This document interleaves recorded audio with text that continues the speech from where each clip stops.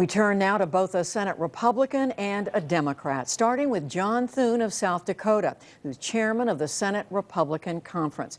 Senator Thune, thank you for joining us. Let me first ask you about what Vice President Biden said in his statement, that this letter ignores 2 centuries of precedent, and it threatens the ability of any American president in the future to negotiate with a foreign power. Well, I think that's a very different place than the vice president was when he was a senator, when he was serving up here with us in the Senate, Judy, and chairing the Foreign Relations Committee. He had a very different view of that issue. He was profoundly interested in making sure that the Senate preserved its constitutional role when it comes to these important treaties and agreements. And so what he's saying today is markedly different from anything that he said when he was serving as a United States Senator.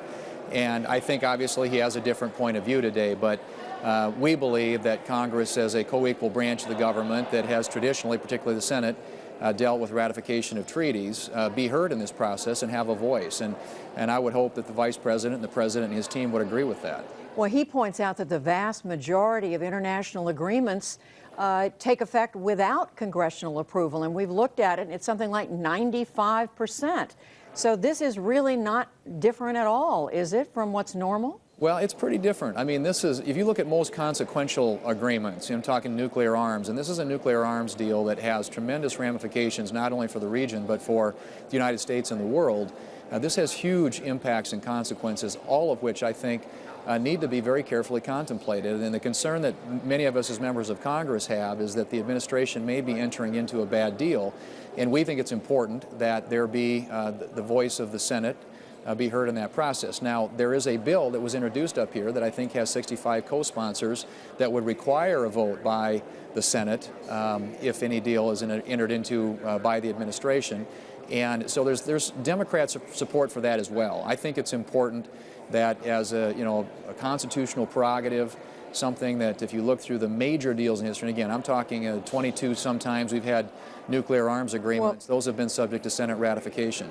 Let me ask you about the comment by your fellow Republican Senator Susan Collins, who along with several other Republicans, including the chairman of the Senate Foreign Relations Committee, Bob Corker, declined to sign this letter. Senator Collins said she didn't think the Ayatollah was going to listen or pay attention to a letter from senators. She thinks it's more appropriate to say this to the president directly.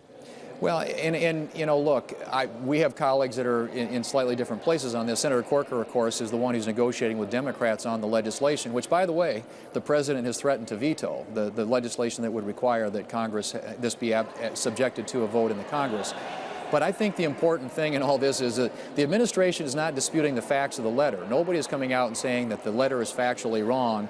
And the point that it makes is that this deal isn't binding on future administrations. And there are laws that Congress imposed the sanctions. Congress would have to lift the sanctions. That takes congressional action.